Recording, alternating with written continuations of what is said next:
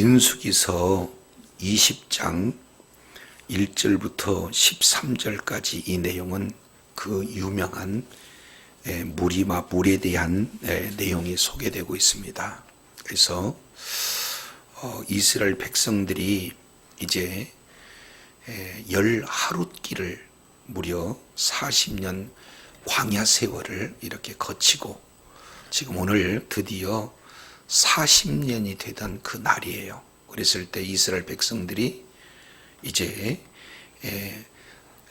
불순종함으로 말미암아 이제 모세가 이렇게 하나님 앞에 범죄함이 되어서 가나안 땅에 들어가지 못하는 그런 큰 잘못을 범하는 계기가 되어지는 아주 유명한 사건이에요. 이것이 바로 무리바 물 사건인데, 오늘 이 말씀을 통해서 오늘날 우리에게 주어지는 은혜를 잘 깨닫고 어떻게 하든지 불신앙의 자리하는 어리석은 자가 하나도 없고 말씀에 순종해서 늘 주님과 동행하며 하나님이 허락하시는 약속을 기업으로 누리는 그런 복된 은혜가 있기를 원합니다. 자, 이제 20장 1절 내용을 통해서 보면은 40년 전체의 그런 어떤 내용에서 다시 한번 익숙한 곳 가데스 바니아에 재집결하는 사건, 이것이 소개되고 있습니다. 자, 이제 20장 1절 내용을 보면은 이렇게 말씀하십니다. 첫째 달에, 다시 뭐라고요? 여기서 첫째 달에, 이게 굉장히 중요해요. 그러면 여기서 첫째 달이라는 것은 뭐냐면 40년째에 되는 첫째 달, 이렇게 얘기합니다. 그래서 첫째 달 1월입니다. 정월이라고 그러죠. 1월. 그러니까 이제 출애굽한 지 40년째가 되는 첫째 달에 이스라엘 자손 곧 온 회중이 어디에 이르러? 신광야에 이르러. 그러면은 40년째가 되었기 때문에 이것은 출애굽 1세대입니까? 2세대입니까? 40년이 지났는데, 그렇죠, 2세대죠. 그래서 2세대가 40년 광야 속에서 1세대는 뭡니까? 가데스 바니아의 반역 사건으로 다 죽습니다. 그리고 이제 2세대가 이제 40년 광야 생활에서 이제 말씀 훈련을 지속적으로 받는 그런 내용들이 되죠. 그래서 이제 하나님의 때가 되었습니다. 그래서 40년 첫째 달 이 내용에 어디에 쓰느냐? 출애굽 2세대가 신광야에 이르렀어요. 그리고 백성들은 그 신광야 안에 가데스라는 곳이 있습니다. 그러니까 신광야 내에 가데스에 이르렀다. 그러면 여기서 가데스 이 내용은 우리가 이미도 살펴봤지만 이 가데스 바니아의 그런 어떤 사건을 통해서 이스라엘 백성들이 어떻게 돼요? 완전히 뭡니까? 심판을 받는 그런 어떤 내용이지 않습니까? 그래서 13장, 14장에 일컬어서 우리가 가데스 바니아의 반역 사건, 큰 사건이죠. 이 내용으로 말미암아 1세들이 다 죽어요.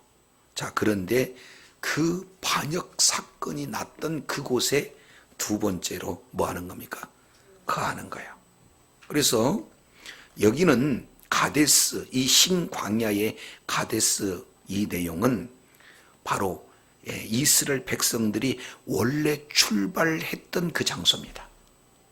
그리고 두 번째, 가데스는 어떤 내용이냐면은 바로 38년 전에 자기 조상들이 가데스 바네아에서 물이 나지 않는다고 원망하고 불평함으로 말미암아 모두가 다 이제 광야에서 죽을 수밖에 없는 그런 반역의 장소가 가데스 바네아예요. 근데 이 가데스 바네아는 바로 가나안을 목전에 두고 있는 그런 어떤 장소이기도 합니다. 그만큼 가데스 바네아 이 지역은 굉장히 중요한 지역이 되겠죠. 자, 그래서 1세대는 가데스 바네아에서 하나님께 반역함으로 말미암아 물이 없다고 원망하고 불평함으로 말미암아 모두가 죽임을 당했어요. 이것을 2세들은 그대로 말씀에 불순종해서 죽었던 1세대들을 기억하고 있죠. 그래서 하나님의 그 징계에 따라서 40년 광야 생활 가운데 1세대 자기 조상들은 가데스 바네아에서 물이 없다고 원망 불평하며 하나님께 반역을 들므로 말미암아 다 죽고 이제 2세대가 그 유명한 가데스 바네아에 거하게 되는 겁니다. 그랬을 때 최종적으로 누가 죽습니까? 미리암이 그 속에서 죽어요. 그러면 이것은 교만하고 특별히 불순종에 대한 결과는 뭐다? 죽음이에요. 그래서 가데스 바네아에서 마지막 죽는 그런 어떤 내용 중에 상징으로 누가 죽어요? 미리암이 거기에 죽습니다. 자, 이것은 참 중요한 의미가 있습니다. 그래서 이게 원문 내용으로 보면은 조금 더 자세히 나왔는데 여기서 잘 보세요. 첫째 달에 이스라엘 자손 곧 온 회중이 어디에? 신광야에 이르렀다. 그리고 두 번째, 백성이 어디에 또 이르러요? 가데스에 이르렀다. 같은 장소다는 거예요. 그리고 세 번째, 미리암이 어디서 죽었어요? 거기는 어디입니까? 신광야 가데스에 죽었어요. 그리고 어디에 장사합니까? 거기에 장사했어요. 그러니까 같은 장소를 몇 번 지금 얘기하나요? 4번. 한 절에 한 장소에 대해서 4번을 반복해서 지금 기록하고 있어요. 그렇다면 가데스 바네아 그 지역이 얼마나 이제 시사하는 바가 큰 장소인가 하는 것을 4번씩 반복하면서 거기서 이렇게 표현하고 있는 그런 내용입니다. 그런데 2절 내용을 보면 아주 이제 슬픈 그런 일이 나타나요. 자, 2절 우리 한번 읽습니다. 시작. 회중이 물이 없으므로 모세와 아론에게로 모여든 40년 전에도 뭐가 없었고 물이 없었고 40년이 지난 지금도 뭐가 없어요? 물이 없어요. 정확하게는 38년 진행이 되는 내용이 되겠죠. 물이 없어요. 그래서 이제 모세와 아론에게 씩씩거리며 지금 달려오고 있는 과정이 소개가 되고 있습니다. 그러면서 와서 모세와 아론에게 온 회중이 와서 하는 일이 뭡니까? 백성이 모세와 다투었다 그래요.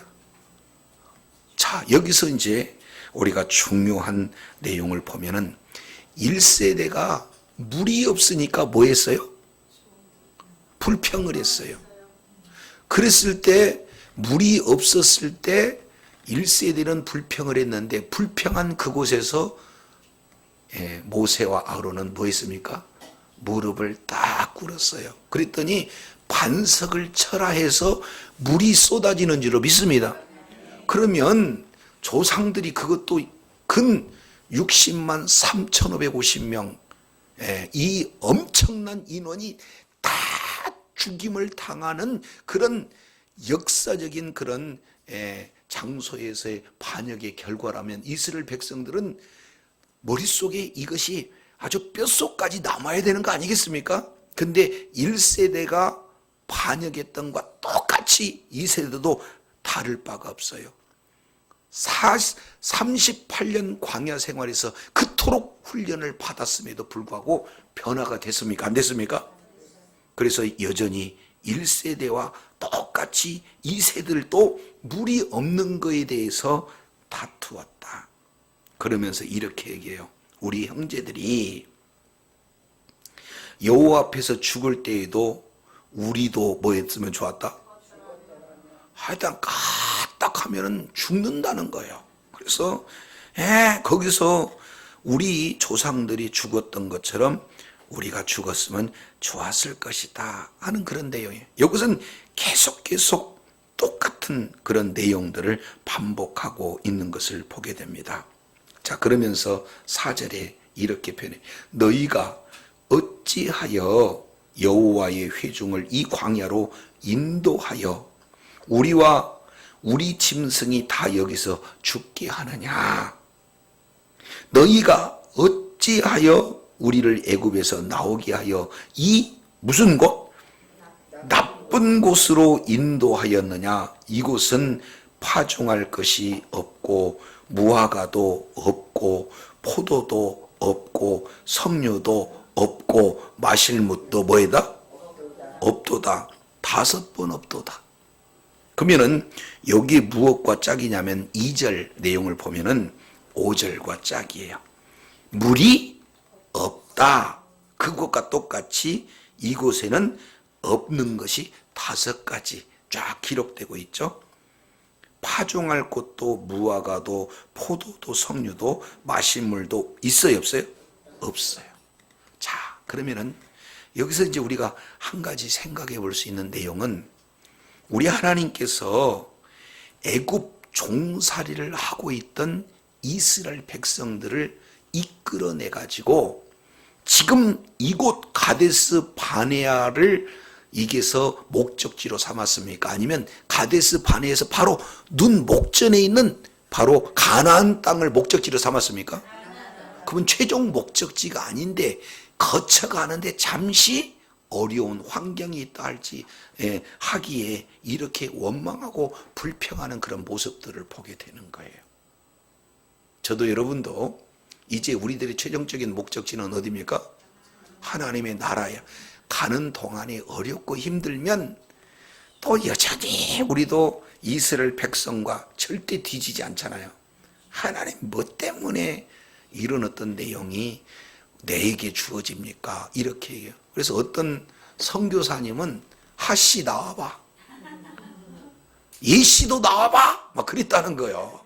그러니까 센 분들은 그렇게 얘기했는데, 자 여기서 보니까 이스라엘 백성들의 공통점 한번 따라하겠습니다. 어찌하여 그러니까 입술에서 어찌하여 이거 나오면은 다른 말로 보면 원망, 또 다른 표현은 불평입니다. 어찌하여 이것이 가장 불신앙의 그런 표현의 내용이에요. 예. 아이들도 막 심한 경우에는 막 이렇게 대들잖아요. 자, 그런데 여기서 이제 우리가 생각해 보는 것은 최종 목적지는 어딘데? 가나안 땅인데 거쳐가는 장소가 불편하다고 해서 원망해야 되겠습니까? 근데 참 기가 막힌 것은 생각해 보세요. 요걸 문자 그대로 보겠습니다. 이곳에는 그러면은 신광야, 그러니까 광야 지역에는 5가지 내용입니다. 파종할 것이 없고 무화과, 포도나무, 석류나무, 마실 물도 없어요. 그러면 지금까지 이런 광야를 거치면서 살았다는 것은 자기의 노력으로 산 겁니까? 전적인 하나님의 은혜로 산 겁니까? 그러니까 광야는 도저히 사람의 노력으로, 사람의 어떠한 그런 지혜와 능력으로 살 수 있는 곳이 못 됐는데도 불구하고 40년 동안 하나님이 살게 하셨던 것은 전적인 하나님의 은혜인 줄로 믿습니다. 그러니까 없고가 문제가 아니라 하나님의 은혜가 있느냐 없느냐, 이것이 더 큰 문제다, 그 말이에요. 그래서 저와 여러분에게 늘 하나님이 주신 은혜를 잊어버리면 환경이 없는 환경이 보이니까 원망하고 불평할 수밖에 없어요. 그런데 모든 것이 갖춰져 있지 않는다 할지라도 하나님만 계시면 그곳에서 우리는 살 수 있는 그런 놀라운 하나님의 은혜가 임하게 된 줄로 믿습니다. 그래서 1절에서 5절까지 이렇게 쫙 진행이 되는데, 광야에 없는 그 상황 속에서 우리 주님께서 크신 은혜 베풀어 주셨다. 그런데 38년이 지난 후에도 여전히 그 부패성이 개선되지 않고 1세대와 똑같이 2세대가 그 없는 환경 때문에 원망하고 불평하는 그런 어떤 내용이에요. 그런데 똑같은 환경인데 6절 내용을 보니까 이게 반응이 달라요. 자, 6절 우리 다 같이 한번 읽습니다. 시작. 해막 앞에 이르러 엎드리매 여호와의 영광이. 자, 여기서 모세와 아론은 뭐 했습니까? 회막 문 앞에 엎드렸다. 여기서 엎드렸다는 것은 한마디로 본다면 기도하는 자세를 표현해주고 있다. 이걸 볼 수가 있어요. 그러니까 예수님을 믿는 믿음을 가진 사람이든 아니면 예수님을 믿지 않는 사람이든 누구에게나 문제는 없나요? 동일하게 문제는 있나요? 근데 그 문제를 바라보는 그 자세가 원망하고 불평할 것인가? 아니면 똑같은 환경 속에서도 주여 이 문제가 힘들어요. 내 힘으로 되지 않습니다. 하고 이 문제를 주님 앞에 올려드렸을 때 주님께서는 해결하시는 줄로 믿습니다. 그러니까 물이 없는 것은 모세와 아론도 마찬가지단 말이에요. 근데 이스라엘 백성들은 똑같이 원망하고 불평했어요. 그런데 여기서 이제 우리가 생각해 볼 수 있는 그런 내용은 이렇게 표현합니다. 자, 어디를 보냐면 13절 볼까요? 13절. 이스라엘 자손이 누구하고 다퉜대? 근데 이 20장 3절을 보니까 백성이 누구하고 다퉜어요? 그러니까 결국 하나님이 세운 지도자와 다투는 것은 곧 누구하고 다툰 거다? 하나님과 다툰 거다. 그러니까 외적으로는 모세하고 다퉜는데 실제로는 누구하고 다툰 거예요? 하나님과 다퉈요. 그래서 아예 이름을 하나님과 다퉜다 하는 이름이 뭐예요? 무리바. 이렇게 지금 말씀을 하고 있는 것을 보게 됩니다. 다퉜다? 이런 어떤 내용이 되는 거예요. 그래서 어떤 상황 속에서도 문제는 있어요. 근데 진정한 지도자요, 진정한 신앙인은 어떻게 하냐면 문제를 이렇게 해석하는 그런 자세가 달라요. 저와 여러분 어떤 문제가 있을 때 원망하는 어리석은 자리에 있기보다는 무엇보다도 하나님께 기도함으로 하나님께 이 모든 문제를 올려드림으로 말미암아 하나님의 일하심을 경험하는 복된 은혜가 있어야 될 줄로 믿습니다. 자, 기도하면 우리 주님은 뭐 하신다? 응답하신다. 그러니까 급한 거 우리 주님도 알아요, 몰라요? 그러니까 기도하니까 바로 우리 주님께서 이제 응답해 주시잖아요. 여호와께서 영광이 그들에게 딱 나타나서 하시는 말씀이 뭡니까? 8절. 이 내용은 자, 옆에 분한테 중요한데 너무 중요해요. 시작. 그럼 뭐가 그렇게 중요한가? 우리 한번 읽겠습니다. 시작. 지팡이를 가지고 내 형 아론과 함께 회중을 모으고 그들의 목전에서 너희는 반석에게 명하여 물을 내라 하라. 내가 그 반석으로 물을 내게 하여 회중과 그들의 짐승에게 마시올. 여기서 중요한 한 단어가 빠졌습니다. 지팡이를 가지고가 아니라 그 지팡이. 다시 그 지팡이. 정관사 더가 빠졌어요. 그러니까 여기서 지팡이는 지금까지 모세의 손에 붙들렸던 지팡이고 그 지팡이가 이제 반석을 향하여 쳐졌을 때 반석이 터져서 물이 나오는 능력의 지팡이요. 그리고 홍해를 향해서 이렇게 향했을 때 홍해가 갈라지는 이런 지팡이요. 그리고 출애굽하는 내용에서 그 지팡이를 휘를 때마다 재앙들이 나타나는 그 능력의 지팡이는 여러 개예요, 하나예요. 그러니까 그 지팡이, 그러면 벌써 지팡이 가지고 가면은 뭐가 있습니까? 하나님의 능력이 함께한 그 지팡이예요. 그래서 여호와께서 모세에게 그 지팡이를 가져라. 그리고 내 형 아론과 함께 회중을 모이고 그들의 목전에서 너희는 1번 반석에게 명하라. 다시 뭐예요? 이것도 그냥 반석이 아니라 그 반석. 수많은 반석이 있지만 그 반석은 유일한 하나. 그 뭐예요? 반석에게 명령해라. 이게 그렇게 중요해요. 그냥 반석하면 안 돼요. 무슨 반석? 그 반석. 그래서 반석에게 명해라. 그리고 물을 내라 라고 누구에게 얘기하는 거예요? 반석에게 명령해라. 그러면 못 알아들을까 봐 두 번째, 내가 그 반석으로 물을 내게 해 하여서 회중과 그들의 짐승에게 맛이 올지니라. 아멘이시죠? 너희는 명해서 그렇게 해라. 이게 중요합니다. 자, 근데 모세가 그 명대로 여호와 앞에서 지팡이를 이렇게 취했습니다. 여기까지는 좋아요. 그런데 이제 10절 모세가 화가 많이 난 거예요. 자, 10절 모세와 아론이 회중을 그 반석 앞에 모으고 모세가 그들에게 이르되 반역한 너희여 들으라. 무슨 너희?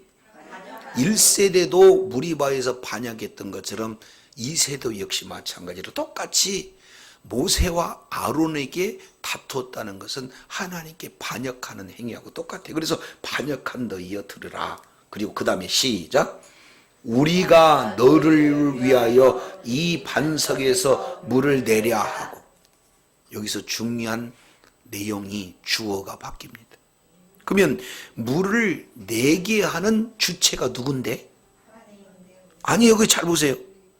반석에게 명하여 물을 내라 하면 그 반석이 물을 내는 거니까 실질적으로는 누가 물을 내는 거예요?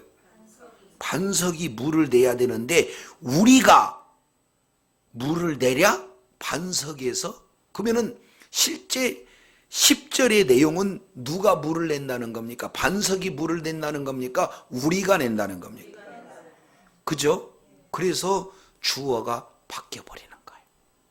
자, 이렇게 하고 11절 참 중요합니다.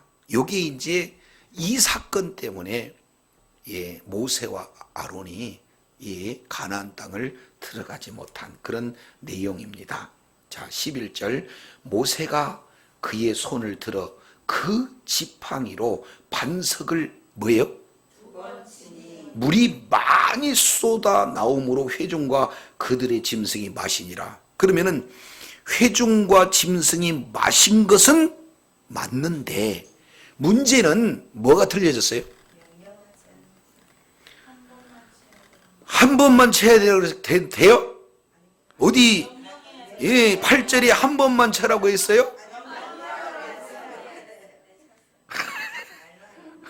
그러니까 우리가 성경이 굉장히 중요한 것은요, 이 말씀을 더하면 돼요, 안 돼요? 그 말씀에 빼면 돼요, 안 돼요? 안 돼요. 그러니까 인류의 죄가 들어온 것은 뭐 때문이냐? 말씀을 더하고 말씀을 빼고 좀 더 말씀을 흐려버리고 말씀을 변경시켜서 온 인류의 사망이 들어오게 되는 그 본질이, 그 근본이 말씀을 어김으로 말미암아 이루어졌어요. 근데 모세가 지금 아담이 하나님의 말씀을 더하고 빼기를 했던 것처럼, 유식한 표현으로 가감했던 것처럼 모세가 지금 뭐 하고 있어요? 하나님의 말씀을 가감하고 있어요. 우리 주님께서는 반석에게 명해라. 반석아, 너는 물을 내라 라고 뭐라고 그랬어요? 명령하라고 그랬어요. 그런데 그게 아니라 이미 선지식이 있어가지고 첫 번째 반석을 향해서 쳤더니 반석에서 생수가 콸콸콸 솟아났던 그 경험이었던지, 모세는 이제 반석을 향해서 명하지 않고 그것도 뭐예요? 2번씩이나. 한 번 또 다시 한 번 쳤다. 이 내용은 말씀대로 순종하는 겁니까? 자기 생각대로 순종하는 거예요. 이게 우리들이 범할 수 있는 큰 오류가 됩니다. 근데 우리 하나님께서는요, 너무 은혜로우셔서 물을 먹이지 않으면은 백성들 죽고 또 뭐예요? 가축들도 죽으니까 일단 물은 줘.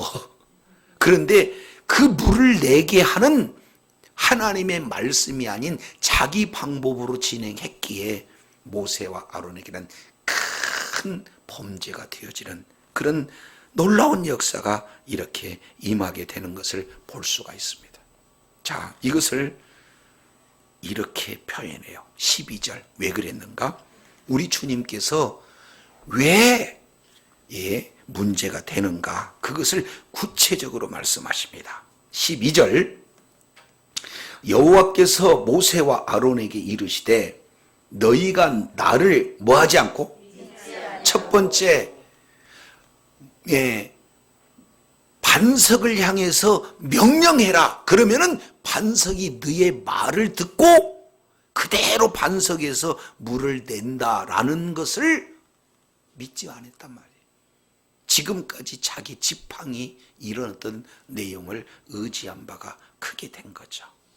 그래서 두 번째, 이스라엘 자손의 목정에서 나의 거룩함을 뭐 했다? 그러니까 나를 믿지 아니하고 1번, 두 번째, 나의 거룩함을 나타내지 않고 2번. 그러기 때문에 너희는 뭐가 내가 너희에게 준 땅으로 들어가지 못한다. 이런 엄청난 결과가 나타나는 거예요. 그래서 하나님의 거룩함을 드러내지 않았다. 이걸 다른 말로 하나님의 영광을 드러내지 않았다. 그러니까 우리 주님은 절대로 영광을 뺏긴다, 뺏기지 않는다. 뺏기지 않. 그런데 한마디로 보면 그 영광을 누가 취한 겁니까? 모세가. 하나님의 말씀이 일하게 해야 되는데 우리가 물을 내려 해서 오히려 거룩함을 드러내지 못하는 그런 어떤 내용은 하나님의 영광을 드러내지 못하고 영광을 가로채는 그런 아주 무시무시한 결과를 드러낸 겁니다. 그래서 첫 번째 믿음의 문제, 두 번째 영광의 문제. 이것 때문에 모세가 어떻게 해요? 가나안 땅에 들어가지 못해요. 근데 조금 더 배경을 보면은 왜 이런 결과가 나왔느냐? 10절 내용을 보니까 모세가 화가 났어요. 그죠? 그러니까 결국에 혈기를 부리는 바람에 믿음을 이렇게 적용하지 못하고 하나님의 영광을 드러지 못하는 그런 근본적인 원인도 우리가 생각해 볼 수가 있습니다. 자, 그렇다면 여기서 왜 하나님은 그토록 이 사건을 믿지 않고 영광을 나타내는 이런 내용도 있지만 이 부분을 그러면 우리는 어떻게 좀 더 영적인 내용으로 살펴볼 것인가? 이 부분을 우리가 생각해 볼 필요가 있습니다. 자, 고린도전서 10장 1절 그리고 2절, 3절 그리고 4절 이렇게 내용을 통해서 보면 이스라엘 백성들이 출애굽하는 그런 과정을 사도 바울이 해석을 하고 있어요. 그랬을 때 이스라엘 백성들이 다 구름 아래 바다 가운데로 지나갔던 그 내용을 해석하기를 이스라엘 백성들이 뭘 받았다고 하냐면 세례를 받았다 이렇게 얘기해요. 두 번째입니다. 첫 번째 팩트예요. 이스라엘 백성들이 역사적으로 홍해를 건넌 사건이 나왔잖아요. 이것은 역사적인 사건인데 그것에 대한 해석을 사도 바울은 성령의 감동으로 세례받은 것이다 이렇게 표현합니다. 자, 두 번째 팩트입니다. 이스라엘 백성들이 무리바에서 반석을 쳐서 물을 먹였던 그 내용의 반석을 뭐라고 표현합니까? 그리스도라고 표현해요. 그러니까 여기에서 반석은 실제로는 반석인데 그거에 대한 그것은 그림자고 실제는 뭐예요? 예수 그리스도예요. 그래서 모든 육적인 갈급함은 육적인 갈급함은 물로 H2O 물로 이게 갈증을 해소할 수 있지만 영원한 해갈은 되어지지 않는 거예요. 그래서 우리들의 영혼의 갈증은 무엇으로만 가능합니까? 예수 그리스도 외에는 영혼의 갈증을 해결할 길이 없어요. 그래서 요한복음 4장 14절 이하 내용을 통해 보면은 내가 주는 물은 영원토록 목마르지 않고 영원토록 솟아나는 물이다. 요걸 좀 더 구체적으로 우리 주님께서 요한복음 7장 36절 37절 이 내용을 통해서 살펴보면은 이제 생수의 강이 배에서부터 솟아나리라 하는 그런 내용. 그래서 인류의 영원한 갈증 이 문제를 완전히 해결해 주실 분은 바로 예수 그리스도의 성령인 줄로 믿습니다. 그러면은 첫 번째 반석을 땅 쳐가지고 물이 나오는 것은 예수님이 여러 번 죽으셔야 돼? 한 번 죽으셔야 돼?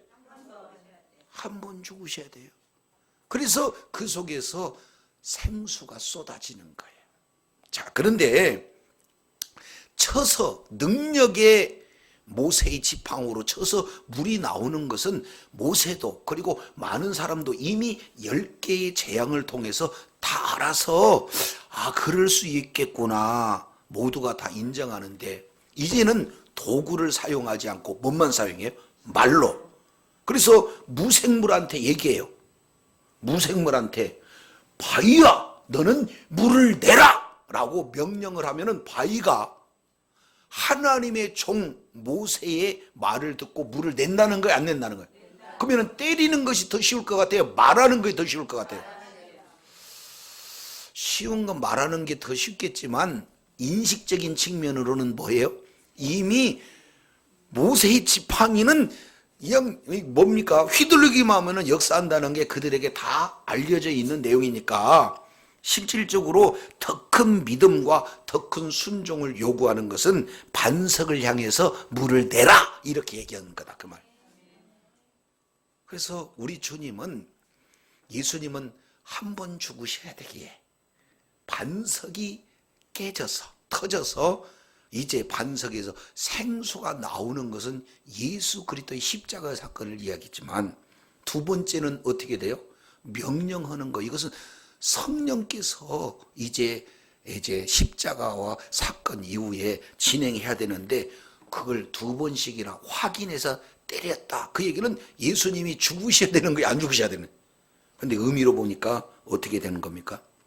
엄청난 이런 뭡니까? 영적인 그런 문제가 발생이 될 수가 있어요. 그래서 우리 하나님께서는 1차적으로는 나를 믿지 아니하고 나의 거룩함을 나타내지 아니하였다. 이것을 말씀하지만 조금 더 우리가 살펴보면 예수 그리스도의 십자가의 사건은 단 한 번으로 모든 것을 완전히 이루어 놓으신 줄로 믿습니다. 그러니까 그 다음부터는 어떻게 해요? 말씀 충만.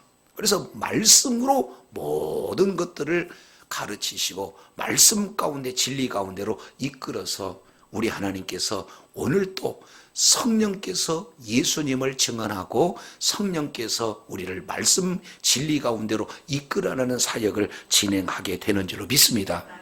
그래서 여기서는 쳐야 돼요? 말만 해야 돼요? 말만 해야 돼요. 이런 역사가 나타나게 되는 겁니다. 그래서 13절에 이걸 영원토록 기억하기 위해서 뭘로 했습니까? 이름을 아예 다툼이다 이렇게 말씀하고 있어요. 이제 저도 여러분도 모두가 다 하나님의 말씀을 더하거나 하나님의 말씀을 빼는 것은 엄청난 실수입니다. 그래서 우리 주님께서는 잠언서 36장 잠언서 30장 6절 내용을 보면 하나님의 말씀을 더하거나 빼지 마라. 우리 주님께서 말씀을 성경 여러 군데 말씀하고 있습니다. 그래서 고린도전서 4장 6절에는 기록된 말씀을 넘어가지 마라. 우리 주님이 말씀하고 있어요. 그러니까 우리가 성경 말씀을 할 때 정확하게 알아야 정확한 신앙생활을 할 수가 있어요. 근데 이걸 잘못하면은 말씀을 넣거나 말씀을 빼게 되면은 이런 엄청난 일들이 나타나는 거예요. 자, 이제 창세기 3장 1절부터 5절까지 이 내용을 통해서 보면은 선악과를 따먹기 이전에 하나님의 말씀을 4가지로 이미 죄를 진 거예요. 따먹는 것은 결과적으로 죄를 짓는 거지만 죄를 짓기 이전에 먼저 말씀의 죄를 4차례나 이렇게 진행한 겁니다. 그 내용은 말씀을 첫 번째 뭐하고? 빼고, 말씀을 또 흐려버리고, 말씀을 더하고, 말씀을 변경시켜요. 동산 중앙에 각종 실과를 먹어라. 너희의 이무대로. 근데 각종을 빼버리고 이무대로 먹으라는 이 내용 2개를 싹 빼버려요. 그리고 살짝 흐려. 동산 나무의 실과를 먹지 말라 하더냐? 아니요.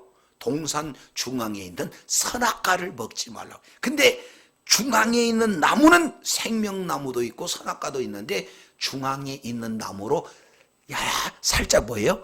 흐려버린다 그 말이에요. 그죠? 네. 그리고 변경하는 것은 죽는다 그랬는데 뭐라고 그래요? 죽을까 하노라. 안 죽을 수도 있다는 말을 변경하고 있는 그런 내용이 됩니다. 그리고 또 한 가지가 뭐 있어요? 첨가시킨 내용이 뭐죠? 만지지도 말. 본인이 만지고 싶은데 속마음이 뭐 하는 거예요? 만지는. 그래서 어떤 분은 이걸 얘기해요. 꼭 과일 같은 거 이거 만지면은 이거 상품 가책이 없어요. 그러면은 남자들은 여기서 여기까지 이거 주세요. 그런데 여자분들은 어떻게 해요? 그러면은 막 뭐라고 해. 가가지고 백화점 가서도 그냥 가요, 만져봐요? 하와 할머니한테 나왔어. 자, 4가지 말씀을 뭐하고? 빼고, 말씀을 흐리고, 말씀을 더하고, 첨가하고, 말씀을 변경시키고. 그리고 따먹는 건 인증샷이에요. 이미 완전히 말씀으로 이미 범죄가 이미 이루어진 거예요. 그리고 나서 그거에 대한 결과로 따먹는 그런 어떤 내용이 돼요. 이것이 어마어마하게 중요한 존재이기에 계시록 22장 보겠습니다. 계시록 22장 18절. 내가 이 책의 예언의 말씀을 듣는 각 사람에게 증가하노니 만일 누구든지 이것들 외에 뭐하면? 더하면 하나님이 이 책에 기록된 재앙들을 그에게 더하실 것이요. 19절 시작. 만일 누구든지 이 책의 예언의 말씀을 뭐하면?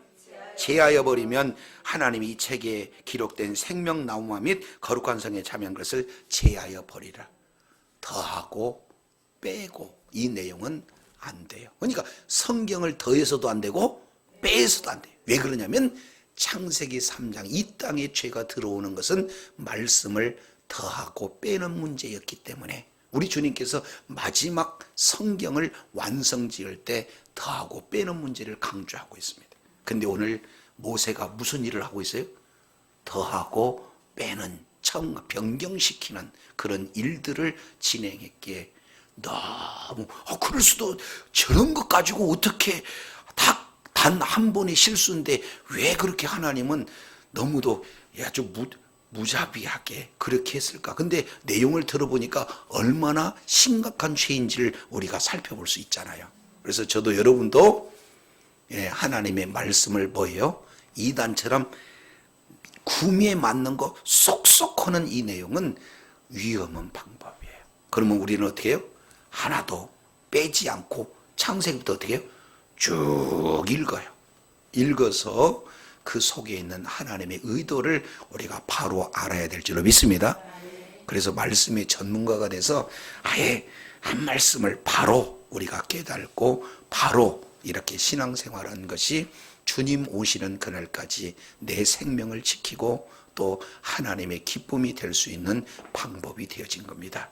주님 오시는 그날까지 우리가 말씀으로 정확하게 이제 무장하지 않으면 1세기에 그 38년 전에 그 엄청난 사건을, 잊을 수 없는 그 사건을 경험한 걸 보고도 똑같이 동일한 죄악 가운데 이렇게 진행하고, 그리고 그 인도자, 지금까지 그렇게 헌신하고 충성했던 모세 역시 마찬가지로 말씀에 대한 가감하는 내용이 얼마나 중한 그런 범죄인지 하나님께서 그들에게 이제 가나안 땅을 들어가지 못한 그런 어떤 내용으로다가 이제 판결을 내리신 걸 봅니다. 저도 여러분도 주님 오시는 그날까지 말씀 중심, 예수 중심, 성경 중심, 그래서 끝까지 그 중심에 말씀이 있기에 말씀이 기준이 되고 말씀 속에 있는 생명을 온전히 소유할 뿐만 아니라 끝까지 말씀 속에 약속의 말씀을 붙들고 이미 주어지는 하나님의 약속의 기업을 누리는 지혜자요 축복자들이 다 되시기를 예수 이름으로 축원합니다. 기도하겠습니다. 하나님 아버지 감사합니다. 오늘 또 말씀을 통해서 살펴보았더니 이 세상에 죄악이 들어온 것은 말씀을 더하고 빼는 문제라는 사실을 알았습니다. 지혜자 솔로몬 역시 이제 아굴의 자문을 통해서 하나님의 말씀을 더하고 빼는 것이 얼마나 무시한 것을 이제 그 중심에다가 기록해 놓고, 이제 요한계시록을 온전히 완성하면서 하나님의 말씀을 가까워지 말라고 경고하는 모습을 살펴보면서 이제 예수 그리스도께서 십자가에 죽으시는 단 한 번의 사건을 통해서 우리들의 모든 죄, 우리들의 모든 허물을 다 담당하시고 구원하신 일에 다 이루신 줄로 믿습니다. 이제 더 이상 예수님이 십자가가 불필요하기에 이제 오늘 하나님께서는 반석을 먼저 1세대에 쳐서 반석에 물을 내므로 사도 바울은 그 반석이 예수 그리스도라고 말씀하시고, 두 번째 동일한 장소에서 동일한 그런 반역의 사건을 통해서는 아예 무생물이지만 말씀으로 반석을 향해서 명령해라. 그러면은 무생물이라도 할지라도 하나님의 능력이면 그 무생물인 바위가 하나님의 대언의 말씀을 듣고 순종해서 물을 낸다는 놀라운 진리를 오늘 또 말씀을 통해서 일깨워 주셨사오니 주님 오시는 그날까지 예수 그리스도를 믿는 믿음으로 하나님의 말씀으로 충만하여서 이제 말씀 속에 있는 놀라운 약속의 내용을 기업으로 누리는 지혜자들로 축복자들로 살아 하나님께 영광 돌리는 복이 있게 하여 주옵소서. 그래서 주님께서 강조하는 믿음 문제, 영광 문제를 우리가 흐리지 않고 오직 믿음으로 말씀에 순종하여 오직 주님께 영광 돌리는 축복의 자녀들, 능력의 자녀들 다 되게 하여 주시옵소서.